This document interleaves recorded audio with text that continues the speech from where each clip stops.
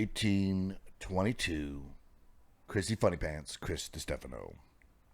So he went into a bit right away. He was swinging for the fences. He was great. I love Chris DiStefano, but he went into a bit right away. I didn't even care. And I was like, good on you, Chrissy. All Come right, in. yeah. Look he looked like he had a fresh haircut, a new shirt. Like he came. No, he was amazing. He came prepped and ready, and good for him. It's a great story. That story about his dad telling the priest that he's not suspended. Dude, fucking I mean, I'd heard the story before, so but you could hear it 10 times and it's funny every time. It really is a good story. He has got a couple of fucking doozies about his dad, man. Even just stuff like his dad being in Staten Island. He's like, Chrissy, I'll be there in a half hour. He's like, I don't even know how that's possible. Like I'm an hour and a half away. He's an hour and a half away. New York traffic? What are you kidding me? That was funny. I just love, too, his dad, like, Father, I lost God June 17th, 1967. Like, Chrissy, like, it's burnt in my mind. I don't know what happened. I know he was in prison, but, like, was it some sort of jail shower thing? What happened that day? Oh, it's great. All his stories were fire, I thought. But Joe was hung up on Chris having anxiety. Yeah. And potentially being gay. It was, well, he's not sure if he's gay or not. That's like part of his bit. I know, it was a joke. Yeah, I don't think Joe was getting it, was my point. It seemed like Joe wasn't giving him the pass that he gives every other comedian that comes in that we're just talking shit here. He was trying to get the root of it. Yeah. He's like, Are you actually gay? He's like, I don't know. No, Joe, am I? Maybe. I don't recognize anxiety. Well, I find when like not a new comedian, but a new person to the show comes on, and if they give Joe too much like leeway in give me advice on my health.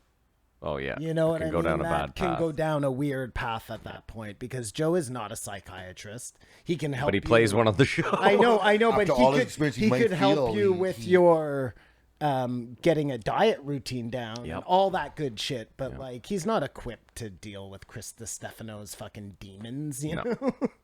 And he's got some. They all have, like everybody does, but comedians, like, look, you have to want a certain type of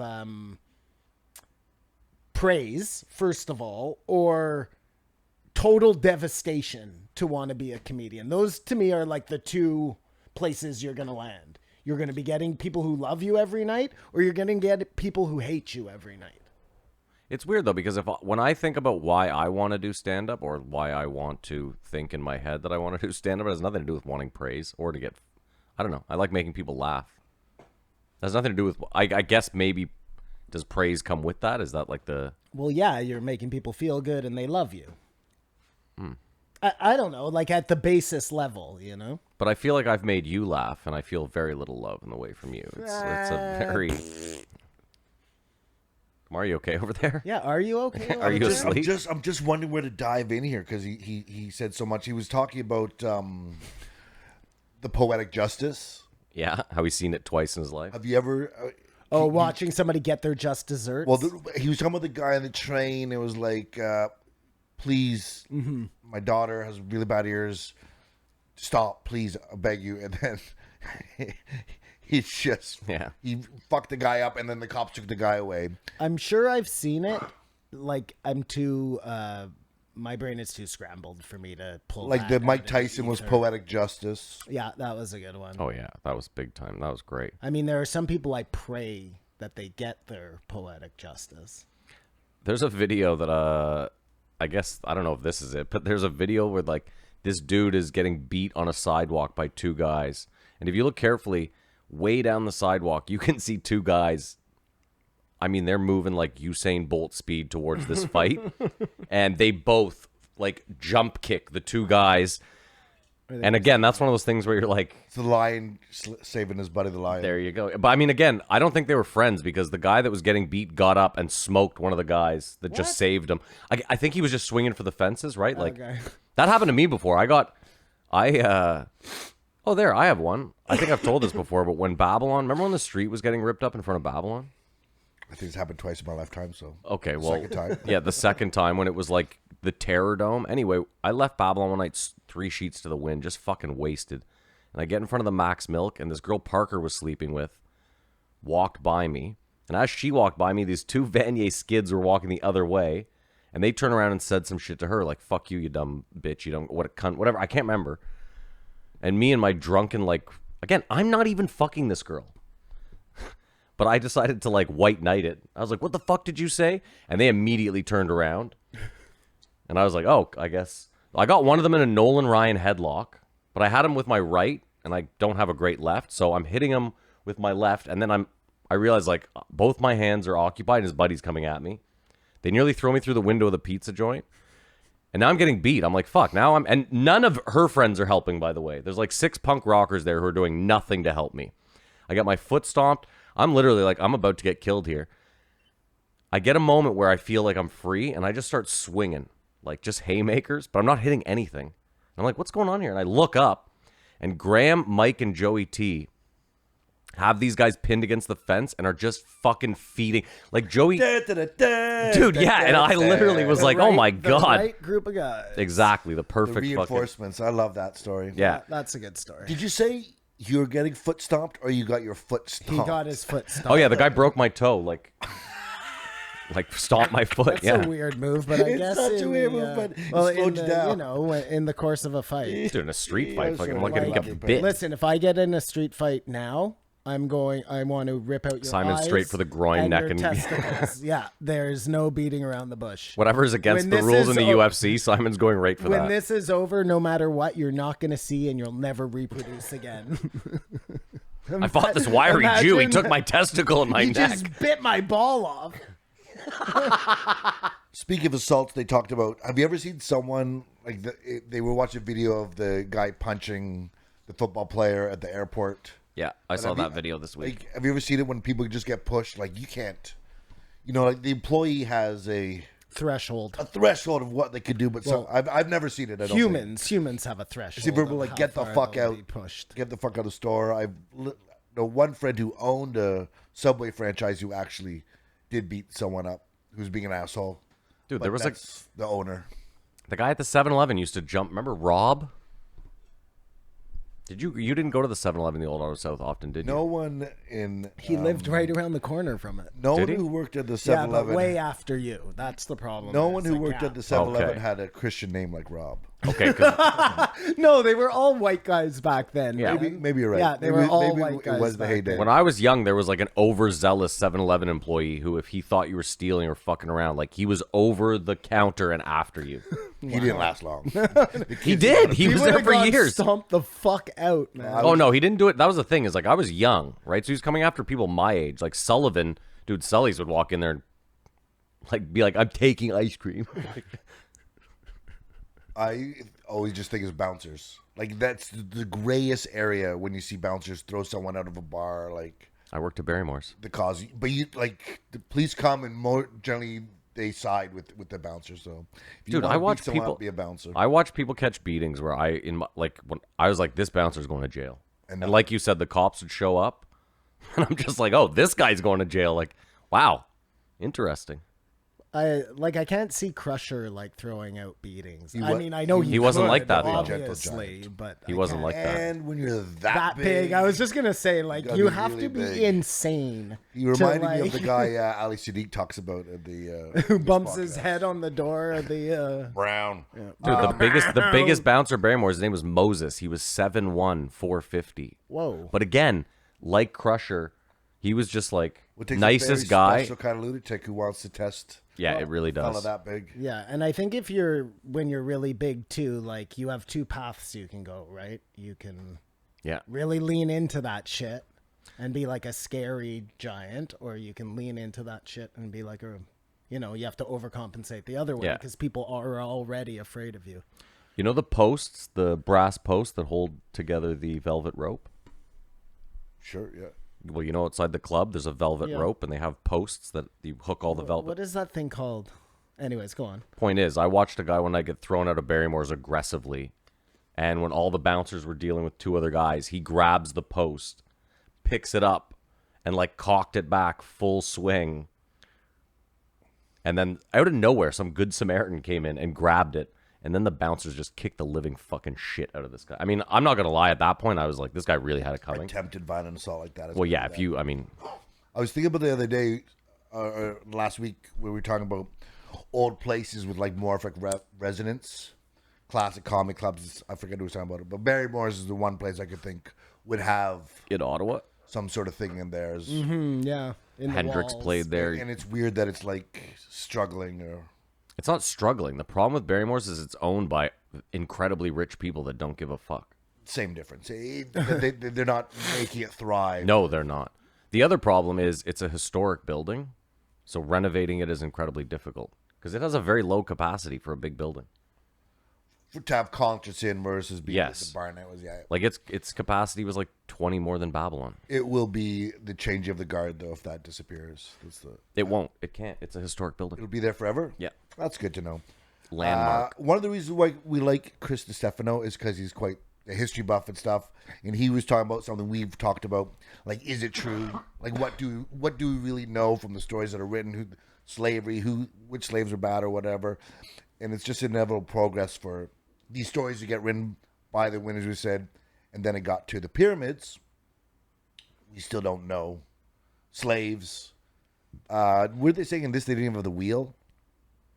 They didn't have the wheel? They did have the wheel. They did have the wheel then. I think they had the wheel. I think if you have a boat, you have the wheel, No, right? no, they had the wheel. I think they had the The wheel was like prehistoric, right wasn't after it? fire. So I think hands down, it is the time you want to go back to. The pyramids in their prime.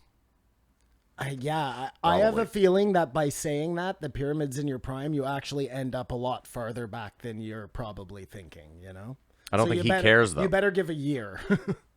Like, do you want to go 5,000 years Oh, ago? the AI that's sending me back needs specifics. Well, yeah, because remember the DeLorean, the idea was you had to plug in a specific date. Well, I just think that, you know, the pyramids are built on an older base. So something was already built before this one that you're looking to see the end result of. Which pyramids, which prime.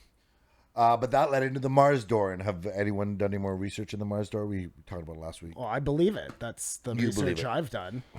That's a fucking pyramid door if I've ever seen a pyramid door. It's something made.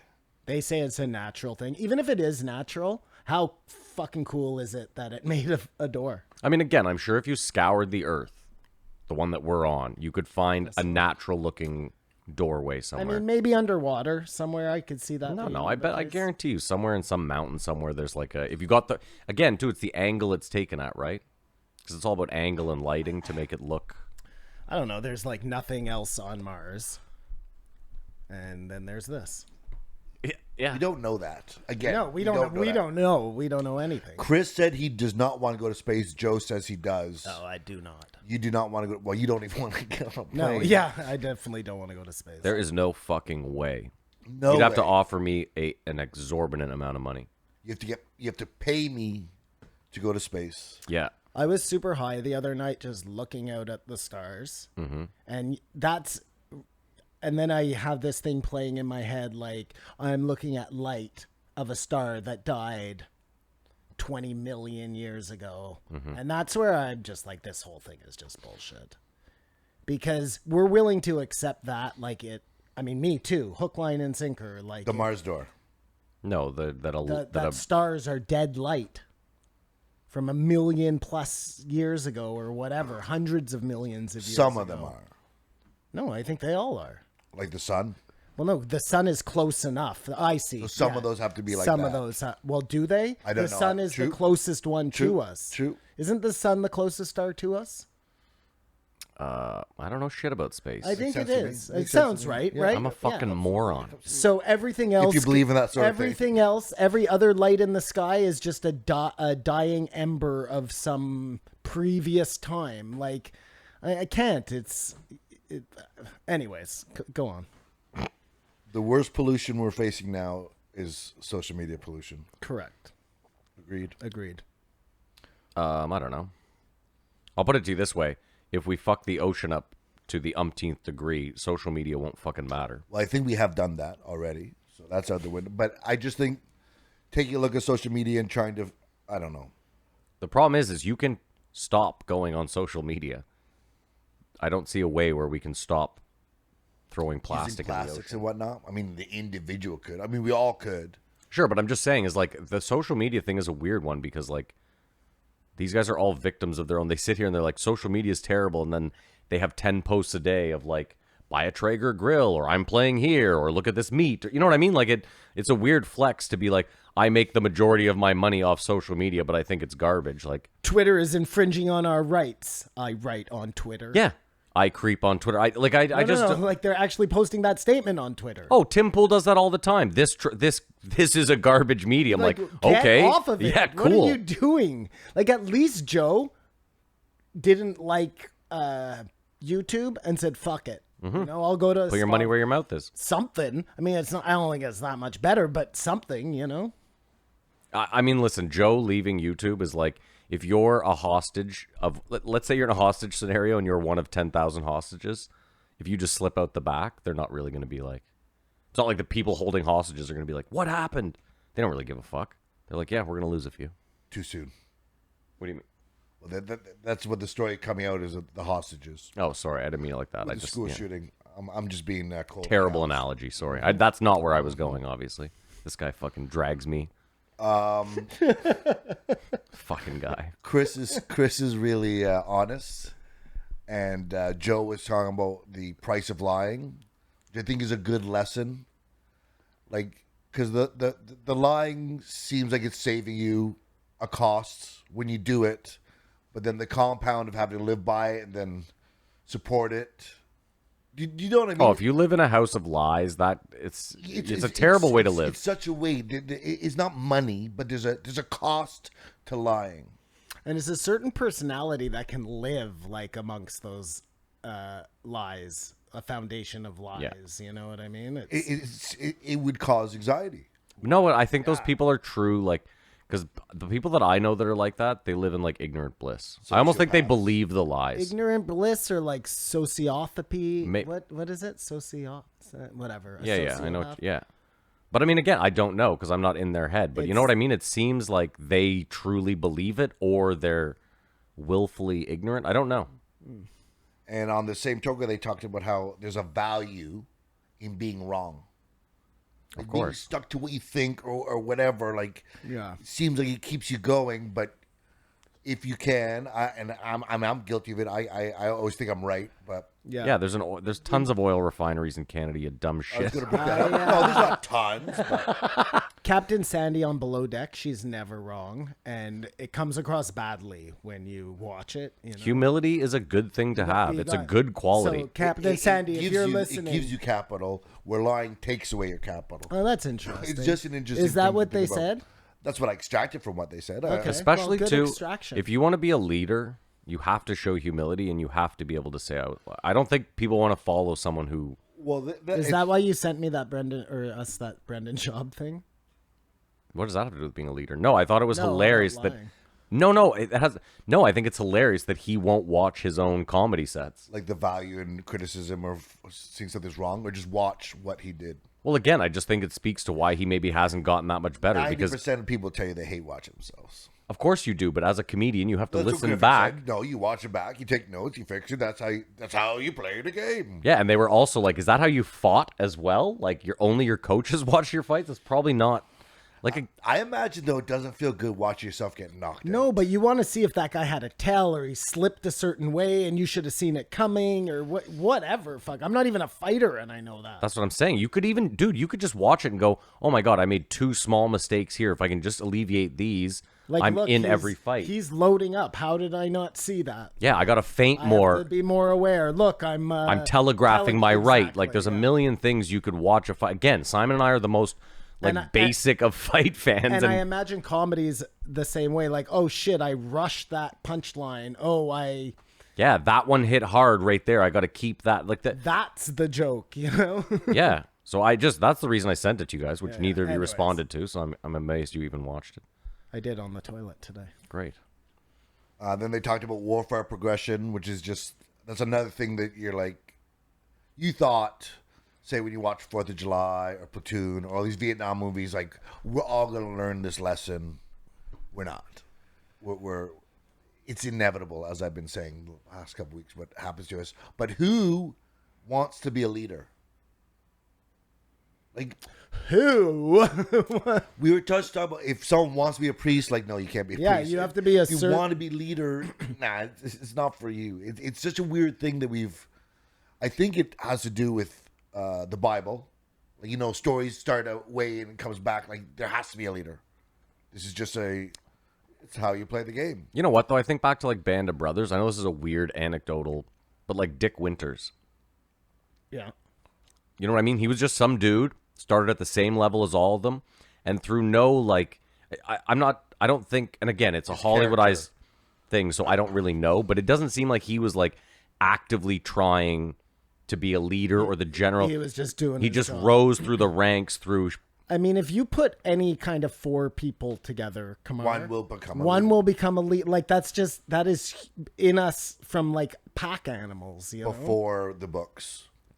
Yeah, this is what I mean. I think you could put babies together. The leader was the strongest. The same way you put wolves together and one of them will become the leader. Like, that is how shit works. And some of us will like the leader and some of us won't. And that's the way. Or maybe but some people all love the leader because you don't want to lead and this guy's now going to take care of you. And that's where you get a Hitler.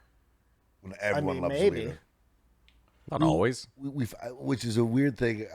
It comes up to Lex, but he was a vegetarian. Or you get a JFK. It's a bit of an indictment. Like, our first Trudeau was loved, wasn't he?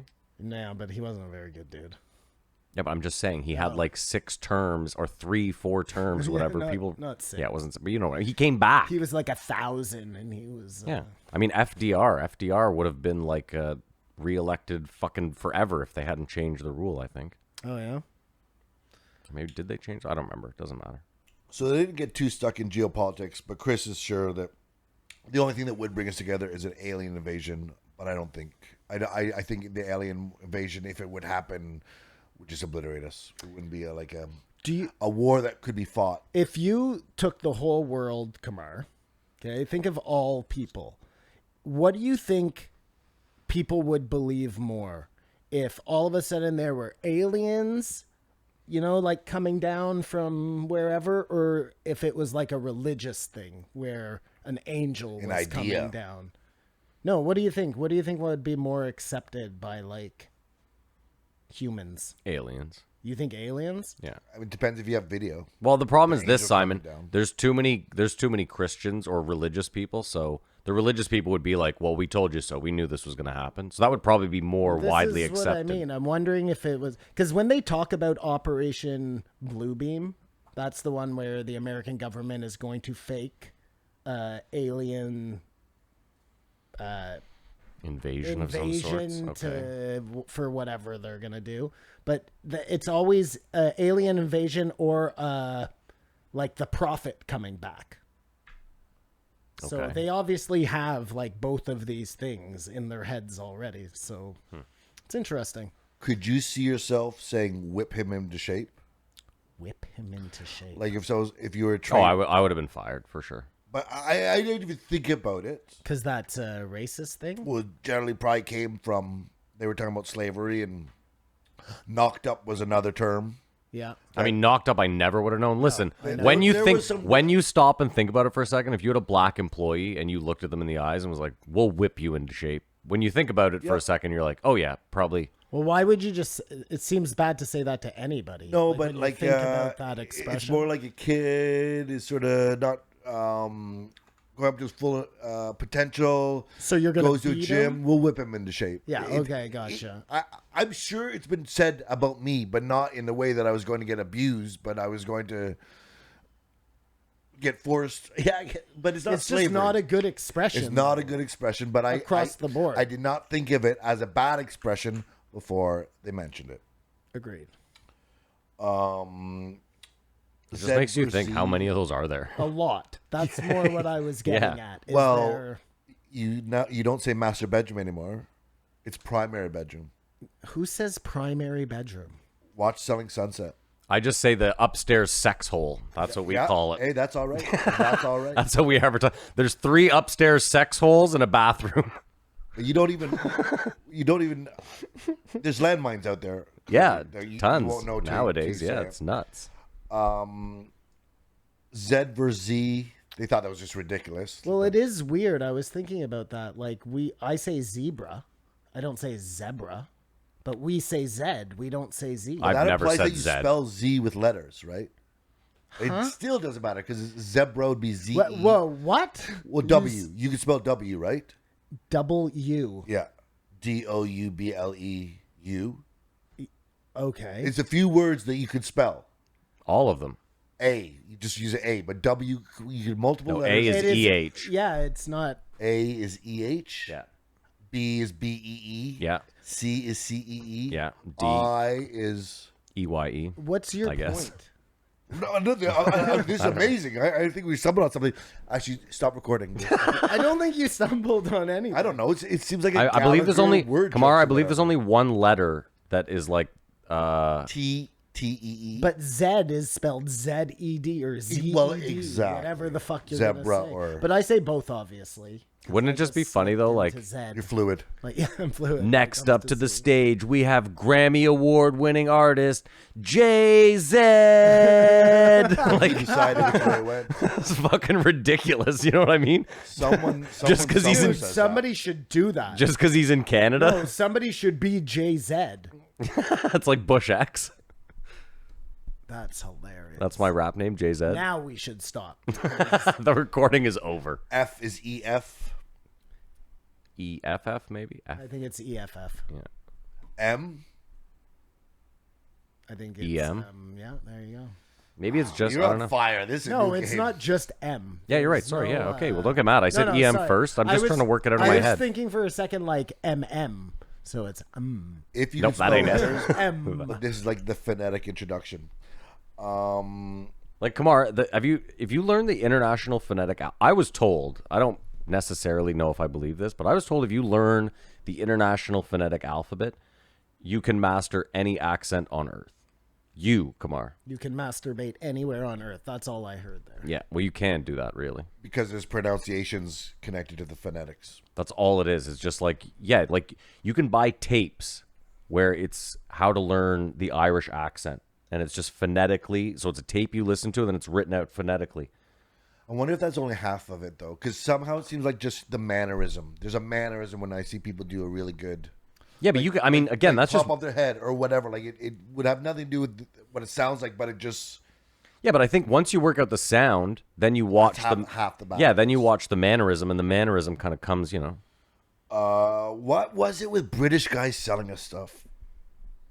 It wasn't always British you guys, got though. to see the ShamWow. No, the ShamWow guy had like He a wasn't. lazy eye. Okay, And, that was he's... one exception. And But that other guy. And then Billy Mays Hayes, Yeah, American. there was a lot of British guys, though. I can only think of the one. It was like the Lifestyles, the rich and famous type guy. That guy. Well, I thought it was. I think it's only Americans that fall for that. I thought I agreed because with we're like we're part of the Commonwealth, I don't right? think British people are that exciting to us. Yeah, because we're part of the Commonwealth. The British Queen's person everywhere. saying the news sounds like the most legit news. True or false? I agree What? with that. Repeat Yeah. that? Sorry.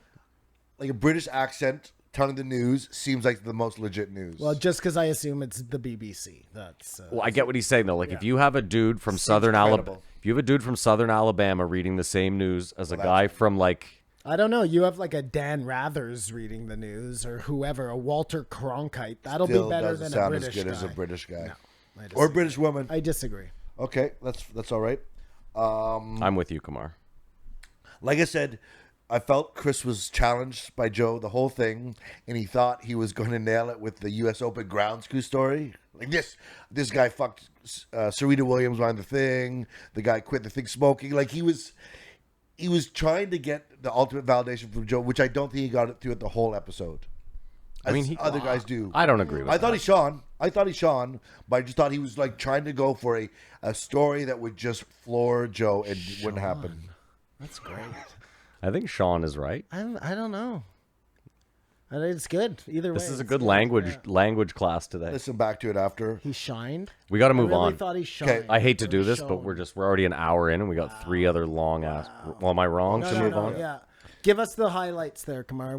No, because the highlights will take another 15 minutes. okay. We We always do Touch this. him on the post Joe. Yeah, we'll touch on some of them. I Listen. mean, again, I could talk about this episode for an hour more. I love For a Chris first DiStefano. appearance, he fucking killed it. Oh yeah, Well, no, but his story at the end was like he was getting heckled at a corporate for being politically incorrect by one of the employees, which is the most awkward thing instead of being in a club. Well, you know and better then he than goes, anyone. John, are you guys sending the check or is it been wired? It's like, oh no, it's been wired. Thank you, good night. And walks off the stage. Well, his other one too, where he played for Tommy Mottola. Oh, that's another great. I mean, I had heard that one before as well, but I love that fucking story. And that goes back to he does the Letterman set. See, I've heard Chris on almost every podcast he's ever done. So, and that was the other thing I forgot to say. Right off the top, he tells the Letterman story with Travolta, and then Joe goes, "Oh, put it on," and then he starts goes, "Oh no, I don't want to do this to you yet." Take it off. And it actually, if you watch it, it does go well. And Joe did him a disservice. I thought such a funny story. Like Travolta is such a creepy guy. You could totally take that story one way, but look at it as like he was weird. He was about touching hitting on you, yeah, and then decided to leave. Instead of staying and taking you away, or he went back to your hotel room. No, Travolta was fully like, "Look at this guy's puffy nipples." Went over, touched his chest, and then Chrissy started, and he was like, "I don't think I have a chance with this guy," and left. What did Travolta think of my set? Oh, he left the second you turned That's brilliant. I give it a 4.5. I give it a 4. Whoa. I give it a 3.75. Again, too, I feel bad because I don't think Speshy Weshy is like a 5. I think it's a decent special, but it's not one of my favorites. But I really, really, I rate Chris DiStefano. He is top notch. I love this guy. I love him too, but he's this fucking hilarious. Episode, I don't think was a 4. Did you see him? Okay, that's fine. That's your rating versus mine. 3.75 with Bert Kreischer when they start breaking down. Oh, they both cry, yeah. He's talking about how he realizes he's missing his kids thing, and Bert's just like, Bert falls apart. I've seen it, yeah. He knows, I haven't seen it. Oh, man. Well, I don't want to laugh. It's a beautiful thing. There's a sentiment, but just Bert go, it doesn't get better. It does. Just bawling his eyes out. Anyways, I love Chris DiStefano, too. I just felt Joe didn't give him as much, but I think it. Yeah, give him his just desserts. Joe got stuck on the whole fucking anxiety thing. So. Wouldn't let it go the whole way. So every joke he made in Joe's head was like, "Is this guy okay? What are you is he covering up for his massive anxiety problem? What are you overcompensating for? Maybe he wants to suck my dick." Oh Jesus! It's a joke. Jesus.